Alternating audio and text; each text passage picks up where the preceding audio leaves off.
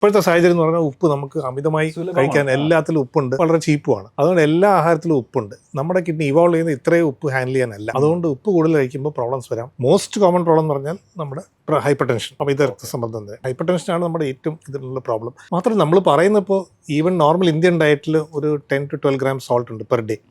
പക്ഷെ അത് കൂടുതലാണ്. നമുക്ക് ശരിക്കും പറഞ്ഞാൽ ഒരു ഐഡിയൽ ഡയറ്റ് എന്ന് പറഞ്ഞാൽ ഒരു 5 gram സോൾട്ടാണ്. അതായത് 1 ടീസ്പൂൺ ഉപ്പാണ് ഒരു ദിവസത്തെ ആഹാരം. അതാണ് നമുക്ക് ഐഡിയൽ ഡയറ്റ് ഒരു ദിവസത്തെ. പിന്നെ ചില അസുഖങ്ങളുണ്ട് ഉപ്പ് ലൂസ് ചെയ്യുന്ന കിഡ്നിയിൽ. അങ്ങനത്തെ ആൾക്കാർ ചിലപ്പോൾ ഉപ്പ് കൂടുതൽ വേണ്ടി വരും. പക്ഷെ വളരെ ചുരുക്കം ആൾക്കാരാണ്. അല്ലാണ്ട് സാധാരണ ജനത്തിന് എല്ലാവർക്കും ഇത്ര ഉപ്പ് കഴിച്ചാൽ മതി. സാർ പറഞ്ഞ ശരിയാണ്. ഗൈഡ് ലൈൻസ് എല്ലാം പറയുന്നത് 4 to 5 gram salt per day എന്നാണ്. ഈ 5 gram എന്ന് പറയുന്നത് ശരിക്കും പറഞ്ഞാൽ നമുക്ക് ഉപ്പിട്ട് പാകം ചെയ്തിട്ട് ബുദ്ധിമുട്ടുമാണ്.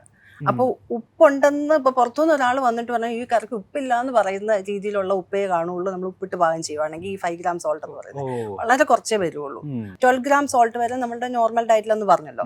പക്ഷെ അത് നമ്മുടെ ഇപ്പോഴത്തെ ഡയറ്റ് പിക്കിള് പപ്പടം ഒന്നും ഇല്ലാതെ നമ്മൾ പാകം ചെയ്യുകയാണെങ്കിൽ തന്നെ നമുക്കൊരു 8 gram സോൾട്ടോളം നമുക്ക് കിട്ടും.